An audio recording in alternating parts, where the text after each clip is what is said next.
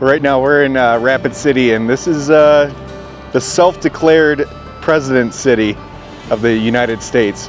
And what you're going to find is a statue just like this of every one of the presidents that we've ever had. So they're on the corners all throughout Rapid City's downtown area. They even have an audio tour, so you can go ahead and scan the QR code and get some information. It's freezing out. It's about 20 degrees right now, so we're not going to walk around and do all that, but it's pretty cool just driving around the downtown area and just seeing all the presidents here. So let me quickly explain how we should do this.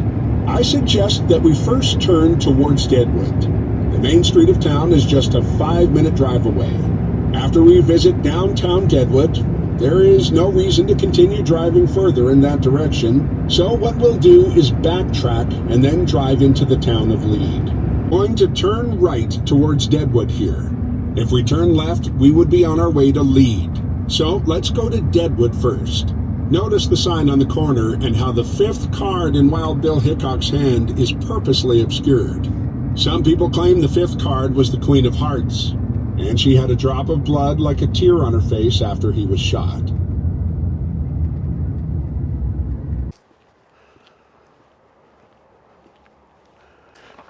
Well, we just got into the town of Deadwood, and we've been here before about 7 years ago, but we just like coming to these historical places. One of the reasons is we watched the show Deadwood way back in the day, and it's just really cool to actually see the town from the show.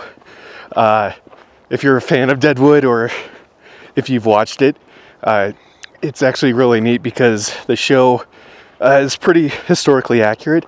They used logbooks and journals to come up with a lot of the stories that they had from the show. So it is pretty cool. It's like non-fiction / fictional historical accuracy. I'm slipping all over the place. It is completely icy here. So right now I'm going to go check out Wild Bill Hickok's and Calamity Jane's grave.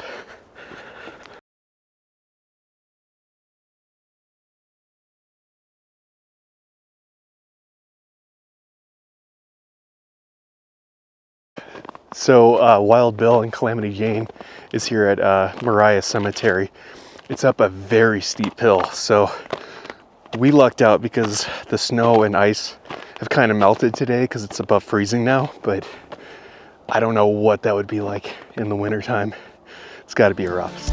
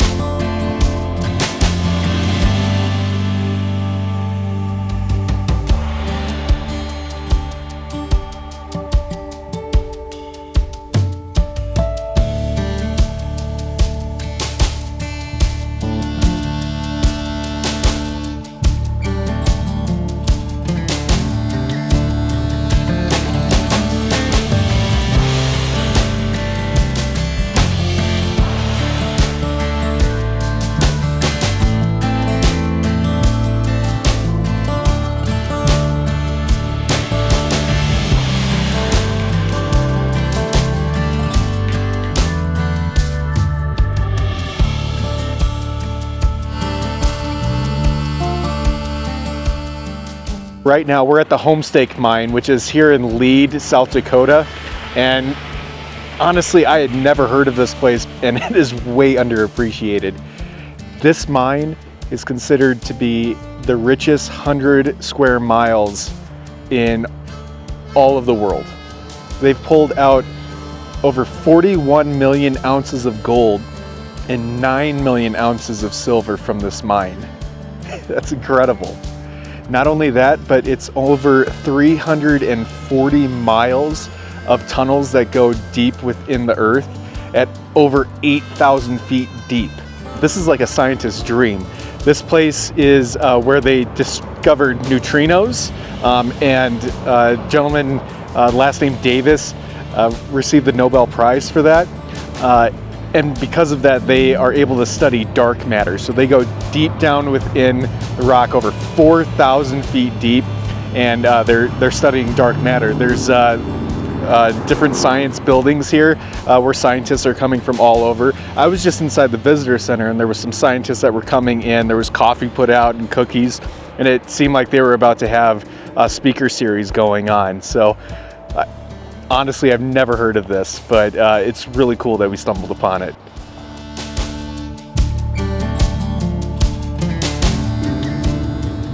You may have the sensation that we're gradually losing elevation. And by Jove, you would be right. In fact, by the time we reach the end of the canyon in about 20 miles, we will have dropped 1,600 feet lower. That's a pretty large number. So let's take the opportunity to talk about the rock layers we'll see along the way. About 500 million years ago, South Dakota was part of a great inland sea. During this time, layers upon layers of sediment were deposited on the seabed. If you've already been to the Badlands, you may remember that the landscape there was also formed by sedimentation. However, in the Badlands, the rock is sandstone, and in Spearfish Canyon, the rock is limestone. So if both were formed the same way, why is the rock different? The answer lies not in the formation of the rocks, but in the composition.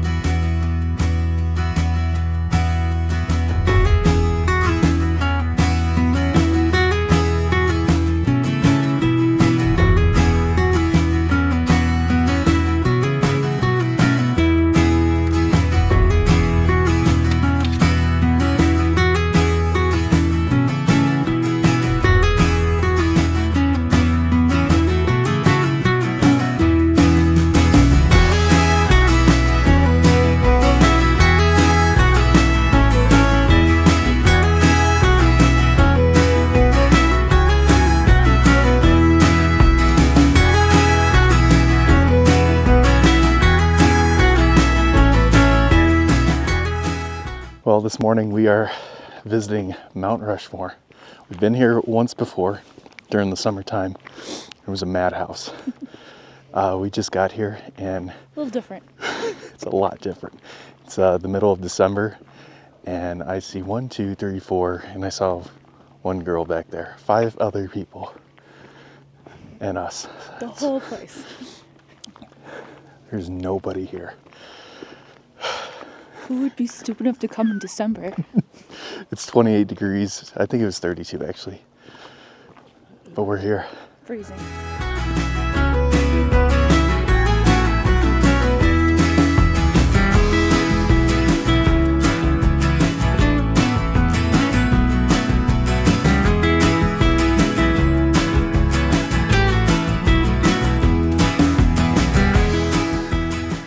Well, it's official.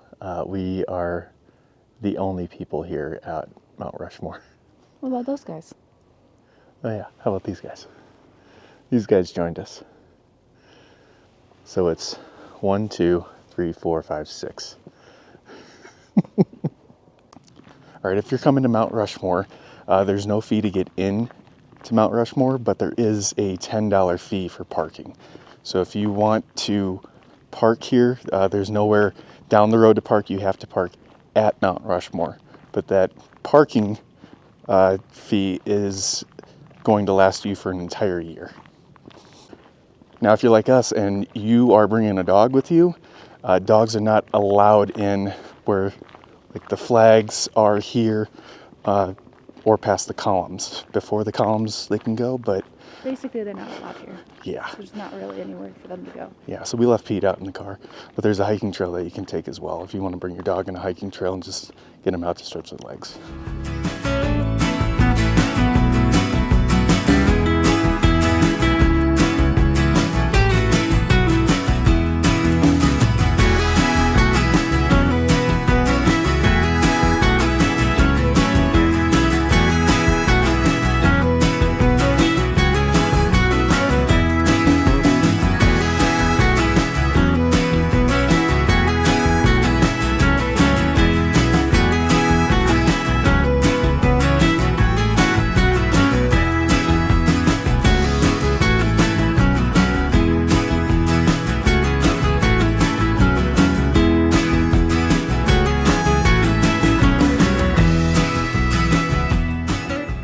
Okay, so when you are parking here, you're going to see the little kiosks in the parking ramp, and you can pay there.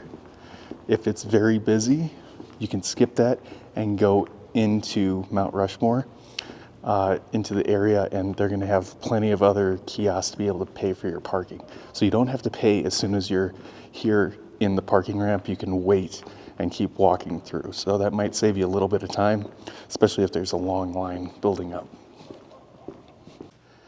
Okay, so for RVers, when you're pulling in, you're going to keep to the right, and then they're going to tell you where to go. It's going to be an immediate left, especially if, I think this is the Lincoln parking area.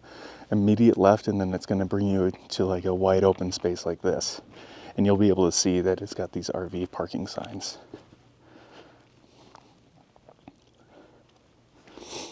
So, if you're bringing an RV, you don't have to worry about parking on a parking ramp. We've definitely had those issues before, so Mount Rushmore is able to accommodate you guys, so don't worry about that.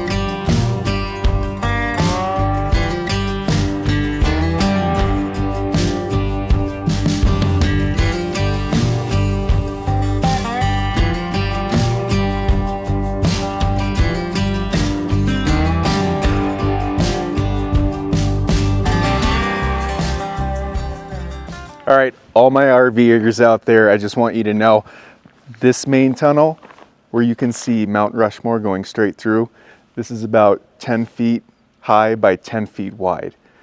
Now our Ram ProMaster, our Jayco Swift, fit perfectly in there. We had plenty of room on both sides and plenty of room above. It's a little over 9 feet tall. So just make sure that you're measuring before you go through these tunnels. But if you have something like a Ram ProMaster or a Sprinter, I think you're going to be just fine with these.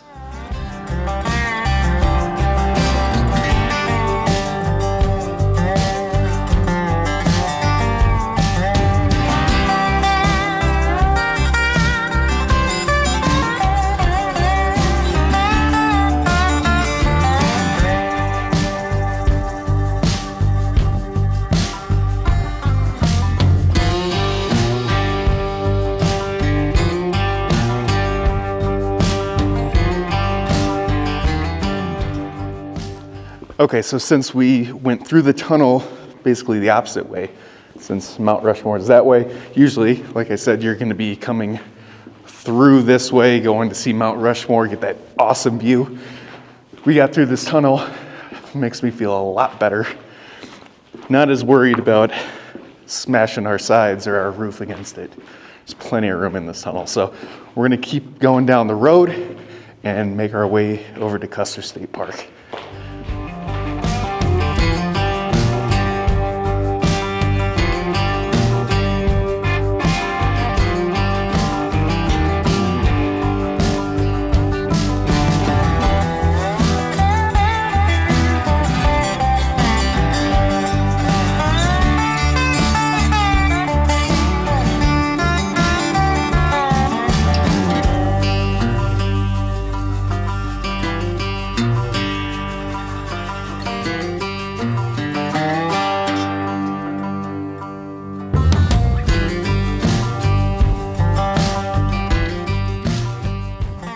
All right, we're at the highest point of Iron Mountain Drive. This is a 16A. You can actually see Mount Rushmore from here. But what's really special about this is we visited this place when Pete was about, 6 months old? And we got photos with him up here. So we're gonna see if we can reenact those photos.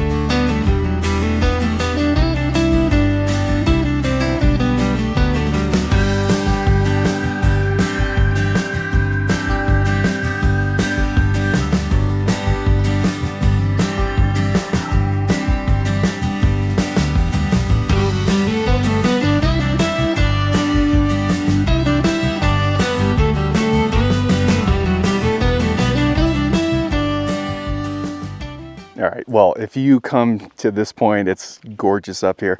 You can actually see Mount Rushmore from this point, but if you've got kids or if you're a kid at heart, you're gonna wanna just come over here. You can climb up the rocks, and you gotta be careful though, because it is a drop off, but it's a nice little scramble around if you wanna just burn a little energy off.